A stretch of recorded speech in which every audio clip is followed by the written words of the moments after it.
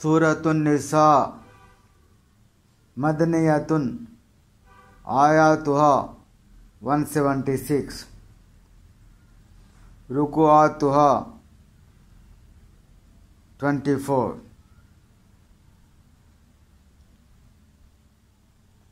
అన్-నిసా సూర అవతరణ మదీనా ఆయతులు 176 రుకులు 24 బిస్మిల్లాహిర్రహమానిర్రహీం అమిత దయామయుడు అపార కృపాశీలుడైన అల్లాహ్ పేరుతో నేను ప్రారంభిస్తున్నాను. యా అయ్యుహన్నాసు తఖూ రబ్బకుముల్లజీ ఖలఖకుం మిన్ నఫ్సిన్ వాహిదతిన్ వ ఖలఖ మిన్హా జౌజహా వ బస్స మిన్హుమా రిజాలన్ కసీరన్ వ నిసా వత్తఖుల్లాహ అల్లజీ తసాఅలూన బిహి వల్ అర్హామ్ ఇన్నల్లాహ కాన అలైకుం రఖీబా. ఓ మానవులారా, మీ ప్రభువుకు భయపడండి. ఆయన మిమ్మల్ని ఒకే ప్రాణి నుండి పుట్టించాడు, మరి ఆయన దాని నుండి దాని జతను కూడా సృష్టించాడు. వారి ద్వారా ఎంతోమంది పురుషులను స్త్రీలను వ్యాపింపజేశాడు. అల్లాహ్కు భయపడుతూ ఉండండి. ఆయన పేరుతో మీరు పరస్పరం మీ హక్కులను కోరుతారు. బంధుత్వాల విషయంలో నిర్లక్ష్యం చేయకండి. నిశ్చయంగా అల్లాహ్ మిమ్మల్ని కనిపెట్టుకొని ఉన్నాడు. వాతుల్ యతమా అమ్వాలహుం వలా తతబద్దలుల్ ఖబీస బిత్తయ్యిబ్ వలా తాకులు అమ్వాలహుం ఇలా అమ్వాలికుం ఇన్నహు కాన హూబన్ కబీరా. తండ్రి లేని బిడ్డల ఆస్తిని వారికి నిజాయితీగా తిరిగి ఇవ్వండి. వారికి చెందిన మేలైన వస్తువులను మీ వద్దనున్న నాసిరకం వస్తువులతో మార్పిడి చేయకండి. వారి సొమ్ములను మీ సొమ్ములలో కలిపి తినకండి. నిశ్చయంగా ఇలా చేయడం పెద్ద పాపం. వైన్ ఖిఫ్తుమ్ అల్లా తుక్సితూ ఫిల్ యతమా ఫన్కిహూ మా తాబ లకుం మినన్ నిసాఇ మస్నా వ సులాస వ రుబా వైన్ ఖిఫ్తుమ్ అల్లా తాదిలూ ఫవాహిదతన్ ఔ మా మలకత్ ఐమానుకుం ذلك أدنى ألا تعولوا.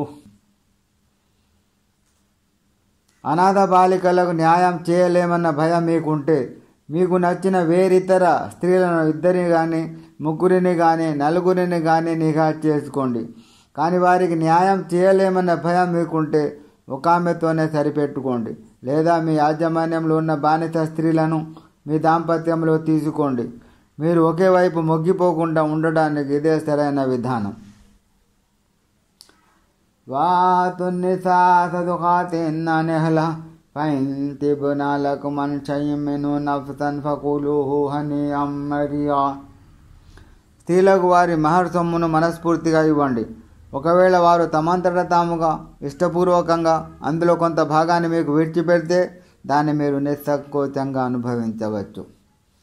వలా తూతూ సుఫహా'a అమ్వాలకుముల్లతీ జఅలల్లాహు లకుం ఖియామన్ వర్జుఖూహుం ఫీహా వక్సుూహుం వఖూలూ లహుం ఖౌలం మఅరూఫా.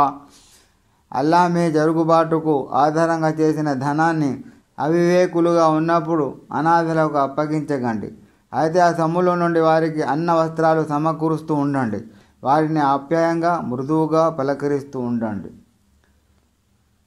వబ్తలుల్ యతమా హత్తా ఇదా బల్లగున్ నికాహ్ ఫఇన్ ఆనస్తుమ్ మిన్హుం రుష్దన్ ఫద్ఫఉ ఇలైహిం అమ్వాలహుం వలా తాకులుహా ఇస్రాఫన్ వబిదారన్ అన్ యక్బరు వమన్ కాన గనియన్ ఫల్యస్తాఫిఫ్ వమన్ కాన ఫకీరన్ ఫల్యాకుల్ బిల్ మారూఫ్ ఫఇదా దఫఅతుమ్ ఇలైహిం అమ్వాలహుం ఫషహదు అలైహిం వకఫా బిల్లాహి హసీబా.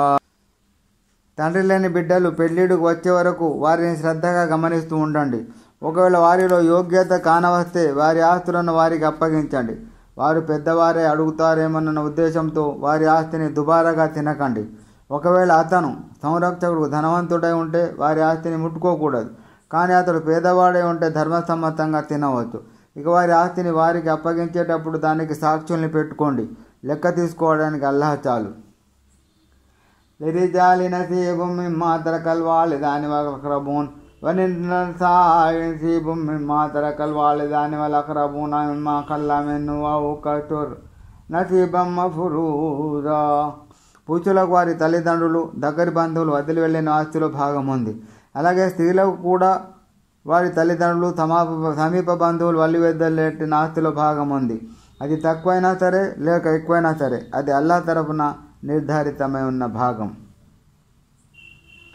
వైదా హదల్ ఖిస్మత ఉలుల్ ఖుర్బా వల్ యతామా వల్ మసాకీన్ ఫర్జుఖూహుం మిన్హు వఖూలు లహుం ఖౌలం మారూఫా. ఆస్తి పంపకం జరిగేటప్పుడు దూర బంధువులు, అనాథలు, నిరుపేదలు వస్తే మృతుని ఆస్తిలో నుంచి వారికి కూడా ఎంతో కొంత ఇవ్వండి. ఆ సమయంలో వారితో మృదువుగా మాట్లాడండి.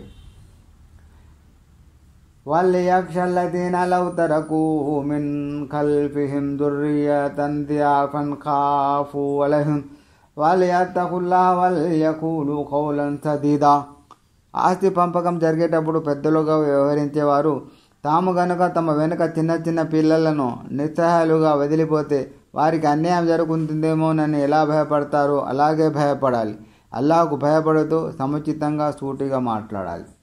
ఇన్నల్లదీన యాకులూన అమ్వాలల్ యతామా జుల్మన్ ఇన్నమా యాకులూన ఫీ బుతూనిహిం నారా వసయస్లౌన సయీరా.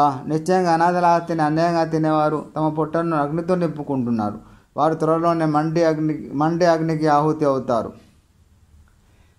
యూసీకుముల్లాహు ఫీ ఔలాదికుం లిzzakari మిస్లు హద్దిల్ ఉన్సయైన్ ఫైన్ కున్న నిసాన్ ఫౌక స్నతైన్ ఫలహున్న సులుసా మా తరక్ వైన్ కానత్ వాహిదతన్ ఫలహా నిస్ఫు వలియబ్వైహి లికుల్లి వాహిదిన్ మిన్హుమా తులుసు మిమ్మా తరక ఇన్ కానా లహు వలద్ ఫఇన్ లమ్ యకుల్ లహు వలద్ వవరిసహు అబవాహు ఫలిఉమ్మిహి సులుస్ ఫైన్ కానా లహు ఇఖ్వతున్ ఫలిఉమ్మిహి సుదుసు మిన్ బఅది వసియ్యతిన్ యూసీ బిహా ఔ దైన్ ఆబాఉకుం వఅబ్నాఉకుం లా తద్రూన అయ్యుహుం అఖ్రబు లకుం నఫా ఫరిజతన్ మినల్లాహ్ ఇన్నల్లాహ కాన అలీమన్ హకీమా.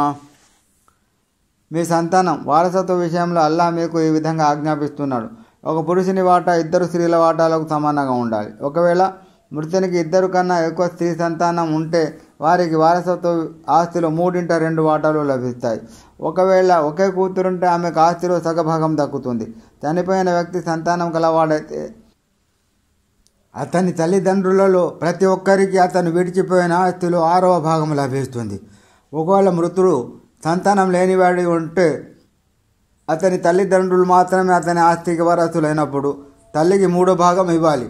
ఒకవేళ మృతునికి ఒకరికన్నా ఎక్కువ మంది సోదరిమణులు ఉంటే తల్లికి 6వ భాగం మాత్రమే దక్కుతుంది. మృతుని అప్పులు తీర్చి అతని వీలునామాను అమలు జరిపిన మీదటే ఈ ఆస్తి పంపకం జరగాలి. చూడండి, మీ తాతలు, తండ్రులు ఉన్నారు, మీ కుమారులు ఉన్నారు. మీ ప్రయోజనం దృష్ట్యా మీకు ఎవరు ఎక్కువ సన్నిహితులో మీకు తెలియదు. ఇవి అల్లాహ్ తరపున నిర్ధారించబడిన భాగాలు. నిశ్చయంగా అల్లాహ్ సర్వజ్ఞాని, పరిపూర్ణ వివేకం కలవాడు. వలకుం నిస్ఫు మా తరక అజ్వాజుకుం ఇన్ లమ్ యకుల్ లహున్న వలద్ ఫైన్ కాన లహున్న వలదున్ ఫలకుముర్ రుబు మిమ్మా తరక్నా మిన్ బఅది వసియ్యతిన్ యూసైనా బిహా ఔ దైన్ వలహున్న రుబు మిమ్మా తరక్తుమ్ ఇన్ లమ్ యకుల్ లకుం వలద్ ఫైన్ కాన లకుం వలదున్ ఫలహున్న సుమును మిమ్మా తరక్తుమ్ మిన్ బఅది వసియ్యతిన్ తూసూనా బిహా ఔ దైన్ వైన్ కాన రజులున్ యూరసు కలాలతన్ అవ్ ఇమ్రాఅతున్ ఫలహు అఖున్ అవ్ ఉఖ్తున్ వలికుల్లి వాహిదిన్ మిన్హుమా సుదుస్ వైన్ కాను అక్సర మిన్ ذلك ఫహుం శురకాఉ ఫీ ثلث మిన్ బఅది వసియ్యతిన్ యూసా బిహా ఔ దైనిన్ గైర ముద్దార్ వసియ్యతన్ మినల్లాహి వల్లాహు అలీమున్ హలీం. మీ భార్యలకు సంతానం లేని పక్షంలో వారు వదిలి వెళ్ళిన ఆస్తిలో సగభాగం మీది, భర్తది. ఒకవేళ వారికి సంతానం ఉంటే వారు వదిలి వెళ్ళిన ఆస్తిలో 4వ భాగం మీది. వారు రాసిపోయిన వీలునామాను అమలు జరిపి వారి అప్పులను తీర్చిన తర్వాత ఈ పంపకం జరగాలి. మీకు సంతానం లేని పక్షంలో మీరు వదిలి వెళ్ళిన ఆస్తిలో మీ భార్యలకు 4వ భాగం లభిస్తుంది. కానీ మీకు కనుక సంతానం ఉంటే అప్పుడు మీరు వదిలి వెళ్ళిన ఆస్తిలో మీ భార్యలకు 8వ భాగం మాత్రమే లభిస్తుంది. మీరు రాసి వెళ్ళిన వీలునామాను అమలుపరిచి మీరు చేసి వెళ్ళిన అప్పులన్నీ తీర్చిన మీదటే మిగిలిన ఆస్తి పంపకం జరుగుతుంది. ఒకవేళ చనిపోయిన పురుషుడు లేక స్త్రీ కలాలా అయి ఉండి, అంటే కొడుకు కానీ తండ్రి కానీ లేకుంటే, వారికి ఒక సోదరుడు లేక ఒక సోదరి మాత్రమే ఉంటే వారిలో ప్రతి ఒక్కరికి 6వ భాగం లభిస్తుంది. కానీ ఒకవేళ వారు సోదరీమణులు ఒకరికన్నా ఎక్కువ మంది ఉంటే అప్పుడు వారంతా మొత్తం ఆస్తిలోని 3వ భాగానికి వారసులు అవుతారు. అయితే మృతుడు రాసి వెళ్ళిన వీలునామాను అమలుపరిచి అతని అప్పులన్నీ తీర్చిన మీదటే ఈ ఆస్తి పంపకం జరగాలి. ఈ సందర్భంగా ఎవరికి నష్టం జరగకూడదు. ఇది అల్లాహ్ తరఫు నుండి వచ్చిన ఆదేశం. అల్లాహ్ తన దాసుల బాగోగులను గురించి బాగా తెలిసినవాడు. తన దాసుల తరఫున జరిగే లోటుపాట్ల విషయంలో సహనశీలుడు. తిల్క హుదూదుల్లాహ్ వమన్ యుతిల్లాహ వరసూలహు యద్ఖిలు జన్నాతిన్ తజ్రీ మిన్ తహ్తిహల్ అన్హారు ఖాలిదీన ఫీహా వజాలికల్ ఫౌజుల్ అజీమ్. ఇవి అల్లాహ్ నిర్ధారించిన హద్దులు.